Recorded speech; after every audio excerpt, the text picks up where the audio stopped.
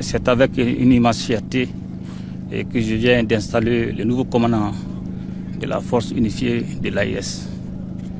La remise solennelle de l'étendard marque le démarrage des activités de la force unifiée.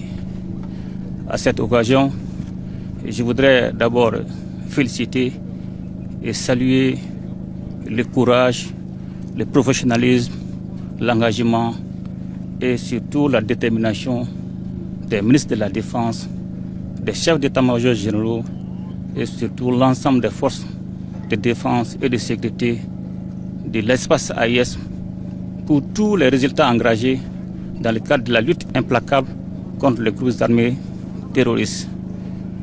Et depuis la déclaration de Niamey le 6 juillet 2024, nos forces armées de défense et de sécurité ont engagé des opérations conjointes dont les récentes sont l'opération Iroko 1 et Iroko 2 qui ont permis la neutralisation de plusieurs chefs terroristes et la destruction de plusieurs sanctuaires.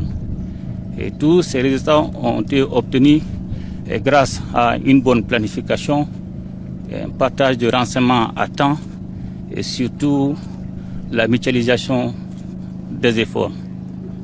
Aujourd'hui, avec l'installation du nouveau commandant de la force unifiée et la mise en place du poste de commandement conjoint à Niamey et la désignation des bataillons dédiés à la force unifiée, il revient désormais au nouveau commandant non seulement d'anticiper sur le nouveau mode opératoire des groupes armés terroristes et surtout de continuer de prendre le relais et continuer ce combat pour la sécurisation de l'espace du Sahel.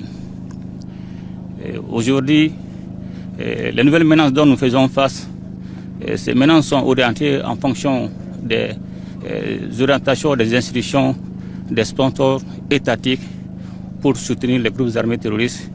Et actuellement, nos armées font face à trois types de menaces dans le cadre de la lutte contre les groupes armés terroristes. La menace terroriste armée, la menace terroriste économique, la menace terroriste médiatique. Et Dieu merci, aujourd'hui, l'AES, la Confédération, a pris des dispositions pour contrer ces différentes menaces, non seulement avec la mise en place de cette force unifiée qui va prendre le relais, et aussi la création de la télé AES et tous ces mécanismes, la télé AES, la radio AES, la presse écrite AES, ce dispositif va nous permettre de contrer toutes ces menaces. Donc je voudrais encore souhaiter bonne chance au nouveau commandant de la force. Et aujourd'hui, l'AES est une réalité irréversible.